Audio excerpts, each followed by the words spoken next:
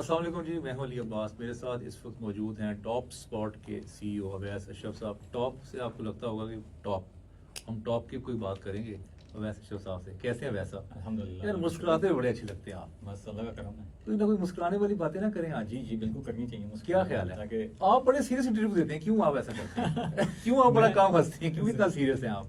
Host सवाल ही बड़े सख्त करते हैं। क्यों, क्या वजह, क्यों क्यों करते हैं आपसे असल सब में सवाल? देखिए, उसमें ये होता है कि बेसिकली जो इंटरव्यूज हो रहे होते हैं ना, उसमें मोस्टली जो होता है यंगस्टर्स को कैसे फायदा हो सकता है। ठीक है। हमारी जो अवाम है बेचारी, वो कोशिश कर रही होती है। यंगस्टर्स बहुत अच्छा, ज्यादा आवाम को बेचारी बना दिया आपने। बेचारी है कि जो आज का हालात हैं उस अच्छा। वजह से तो बेचारी है। लेकिन ठीक ये है। है कि अल्लाह करम करे, तो उस हवाले से फिर जब जवाब देना होता है तो वो कोई सीरियस जवाब भी हो सकता है। अच्छा, अब तक के आपने जितने भी इंटरव्यूज दिए, आई गेस आपने पहला इंटरव्यू आज से 2 साल पहले दिया या साल पहले? साल होगा तकरीबन। याद है किसको दिया था? मेरा पहला इंटरव्यू मेरे ख्याल से इस तरह याद नहीं, कोई साइकोलॉजिस्ट थी, मैं मेरे ज़हन से निकल गया कौन थी उसका नाम। आपने अब तक का अपना इंटरव्यू सबसे ज्यादा किसके साथ आपने एंजॉय किया है? मेरा सबसे बेहतरीन इंटरव्यू जो हुआ था वो एक तो कासिम अली शाह फाउंडेशन में जो लेक्चर दिया, अच्छा, वो लेक्चर मैंने बहुत दिया। ज़्यादा एंजॉय किया। ओके, ठीक है। उसमें मुझे बहुत मज़ा तो आया। ये फेम गेम को आप एंजॉय कर रहे हैं? अदर आ, देन नॉलेज स्प्रेडिंग, मजा, ये लाइक्स, ये व्यूज? ऑनेस्ट आंसर ये है कि मेरा मकसद फेम नहीं है। मेरा मकसद जो है वो है कि how many people can I help. वो तो हर जो Ultimate. मौलवी है ना, वो भी यही कहता है कि मैं फेम के लिए नहीं काम कर रहा। फेम आपको देखें, आपको मैं बताता हूँ, देखें मैं एक चीज़ में बिलीव करता हूँ कि अगर आप किसी की हेल्प आउट कर रहे हैं ना, तो fame is a by product of it. ठीक है। नहीं, इसको आप enjoy करते हैं, मेरा ये सवाल हाँ, था। अल्हम्दुलिल्लाह लोग जब जानते हैं और बड़े रिस्पेक्ट से मजा मिलते आता हैं, है। पास आते हैं। जी जी कोई बिल्कुल। वाकया ऐसा बताएं कि आपको एयरपोर्ट पे या कोई अननोन शख्स कोई मिला हो जिसने आपको कहा हो वैसे मैंने आपकी वीडियोस देखी और मुझे बड़ा अच्छा लगा, कोई वाकया सुना? मुझे एम्पोरियम मॉल में, अच्छा, एक एम्पोरियम दफा मॉल मैं में। गया हुआ था। अच्छा, ठीक है। अकेले थे?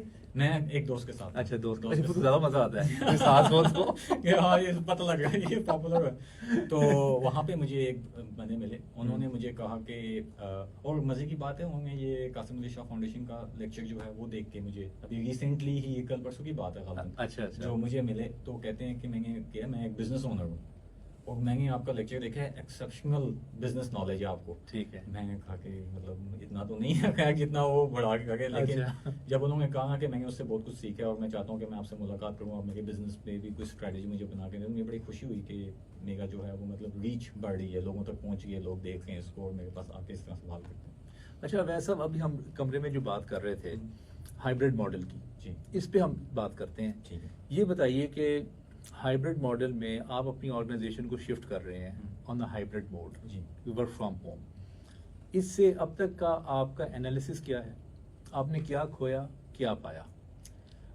देखें, इसमें मेरा ज़ाती ख्याल ये है कि वर्क फ्रॉम होम से ज़ाती तौर पे भी बताऊंगा और एम्प्लॉयज़ के पॉइंट ऑफ व्यू से भी बताऊंगा। ज़ाती तौर पे तो मैंने ज़्यादा फ्रीडम देखा है इसमें।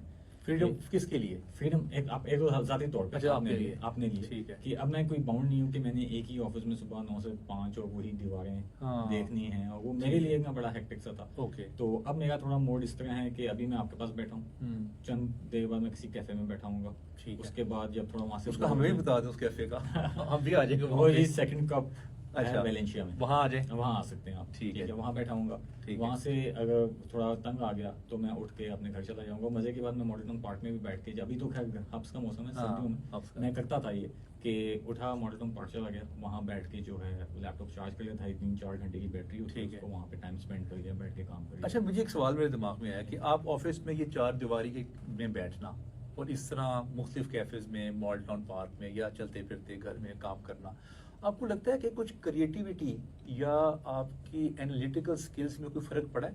जी बिल्कुल पड़ता है। मैंने एक जो मेजर चेंज अपने अंदर देखा है ना, आप थकते ही हैं। नहीं थकते? नहीं थकते हैं। अच्छा। आप थकते ही हैं क्योंकि आप कॉन्स्टेंट स्विच कर रहे होते हैं। एक ही इन्वायरमेंट हो ना, आप एक ही इन्वायरमेंट में बैठ के आप थक जाते हैं। आपको एग्जांपल देता हूँ, आजकल मैं नाइट शिफ्ट भी अपनी लगा रहा हूँ, यानी कि 8 बजे काम खत्म कर लिया, उसके बाद घर वालों को टाइम दिया 11-12 बजे तक। ठीक है। उसके बाद फिर मैं जब काम करना शुरू करता हूँ ना, मैंने देखा मेरे अंदर इतनी एनर्जी होती है कि मैं अगले 3-4 घंटे कंटिन्यूस काम कर सकता ओके। हूँ। तो ये जो ब्रेक मोड आता है ना बीच में, हाँ, हाँ, हाँ। उससे आपकी एनर्जी बहाल होती है। अगर आप एक ही सिस्टम को बैठ के देख ही जा रहे हैं, उस पर काम करते जा रहे हैं, तो देयर इज अ लिमिट हाँ। आप कर सकते हैं। You need a break. तो ये हाइब्रिड मोड से मेरी ब्रेक्स जो हैं वो काफ़ी ज़्यादा हो गई हैं कि एक कैफे से घर जा रहा हूँ, बीच में ब्रेक आ गई, 15-20 मिनट लगा दी, ब्रेक आ गई। तो that is what is helping me. अच्छा, वैसे हैप्पीनेस और वेल बीइंग मेरा बड़ा फेवरेट सब्जेक्ट है। मैं समझता हूँ इंसान की जो टॉप प्रायोरिटी है लाइफ की वो ये होनी, जैसे आपने टॉप स्पॉट नाम रखा है ना, मैं समझता हूँ कि लाइफ की जो टॉप प्रायोरिटी है Yeah. वो हेल्थ और वेलबींग होनी चाहिए। Definitely. आपको क्या महसूस हुआ है कि आप में पर्टिकुलर सवाल, हैप्पीनेस में इजाफा हुआ है, कमी हुई है, या उतनी ही है ये हाइब्रिड मॉडल से? देखें, हाइब्रिड मॉडल के साथ ना मैंने कुछ चीज़ें अपनी लाइफ में इम्प्लीमेंट की हैं, तो मेरा ज़ाती तौर पे मेरा हैप्पीनेस और सेटिस्फैक्शन लेवल बढ़ा है। बड़ा है, ओके। क्यों बढ़ा है?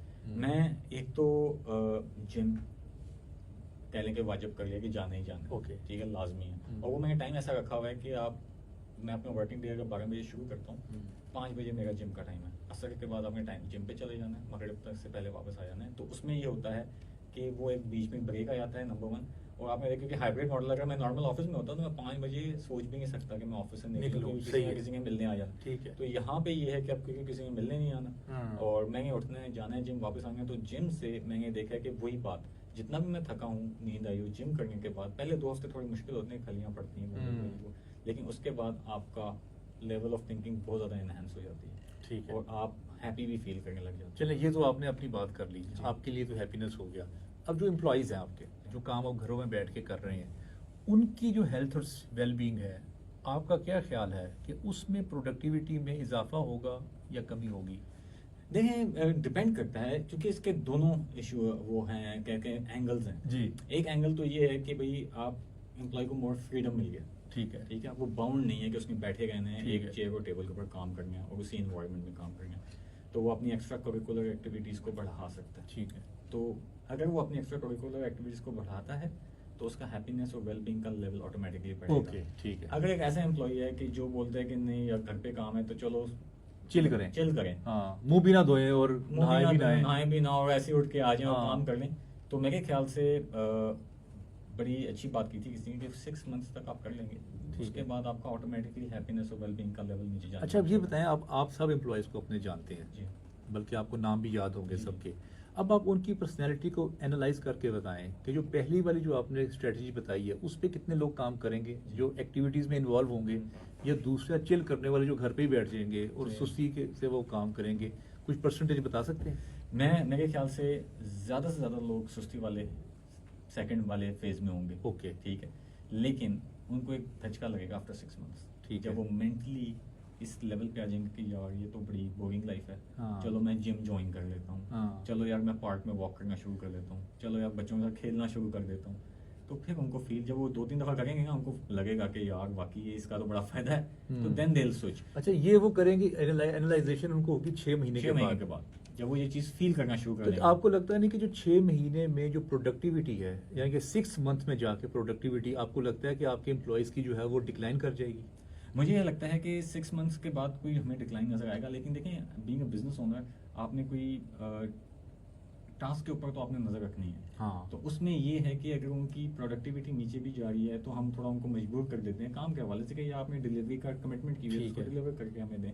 तो उस पॉइंट ऑफ व्यू से कि थोड़ा सा मिस बैलेंस होगा, लेकिन it will correct itself. Corona time में जब हम सारा वर्क फ्रॉम होम हमने किया हुआ पहले भी। अच्छा, अब ऐसा मेरा मशवरा तो मैं क्या दे सकता हूँ आपको, आप खुद माशाल्लाह बहुत बड़ी कंपनी चला रहे हैं। अगर आपने एक वर्क फ्रॉम होम का एक आपने शिफ्ट लिया है आप, लेकिन आप अगर हेल्थ और वेल बीइंग के भी साथ एक एक्टिविटी प्लान दे दें कि ये आपके पास, आप जो 6 माह का इंतजार कर रहे हैं वो उनको आज ही बता दें कि ये आपके साथ होगा और आप अभी से इस पे काम करना शुरू करें, ताकि आपके पास तो चले माशाल्लाह गाड़ी है, आप कैफ़े में बैठ रहे हैं, आप वहाँ का बिल भी दे सकते हैं और आप मुख्तलिफ जिम पे भी जा सकते हैं, आप क्लब में बैठ सकते हैं, डिनर के लिए सबको इनवाइट कर सकते हैं, खाना शाना आप खा सकते हैं, यानी कि आप पे कर सकते हैं ना। जो एम्प्लॉय होते हैं ना उसके पास इतने पैसे नहीं होते कि वो कैफ़ेज़ में बैठे और मुख्तलिफ जगहों पे जाए और यहाँ पे वो पे करे। तो अगर आप उनको आज ही प्लान दे दें तो बेहतर नहीं है? प्रॉब्लम पता क्या है, वो कहते हैं कि आप चीज़ें लोगों को, मैं आपको मिसाल देता हूँ, मैं एक्सरसाइज अभी से नहीं कर रहा हूँ, मैं तकरीबन मुझे आज मैं कहूँगा कंटिन्यूसली 2.5 साल हो गए मुझे एटलीस्ट, और इस 2.5 साल में मैंने अपने एम्प्लॉयज़ को इतने मशवरे दिए हैं हेल्थ पॉइंट ऑफ व्यू से, क्योंकि मैंने वो चीज़ें फील की, डाइट और हेल्थ, ठीक है।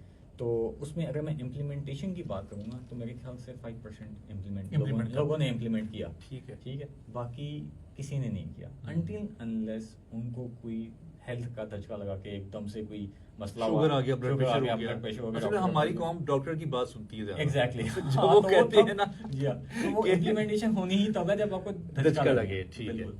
तो अच्छा, वो- बस मेरा आपसे आखिरी सवाल ये है, हेल्थ और वेलबींग पे मैं ये देख रहा हूँ कि आप अब फुली कन्विंस्ड हैं, ज़ाती तौर पे भी और अपने एम्प्लॉयज़ के लिए भी। क्या आपने कभी ये फील किया है कि जो हेल्थ और वेलबींग का जो एक सब्जेक्ट है, इसमें हमारा जो प्रायोरिटी है हमारी कौम की वो नहीं है?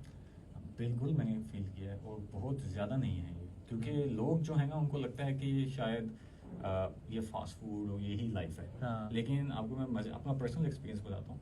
मैं बहुत फास्ट फूड खाने वाला में से ही था, लेकिन 2.5 साल पहले शुरू में जब मैंने अपनी डाइट प्लान चेंज किया और अपनी लाइफ को चेंज करने की कोशिश की, तो it was difficult for about 1 to 2 weeks.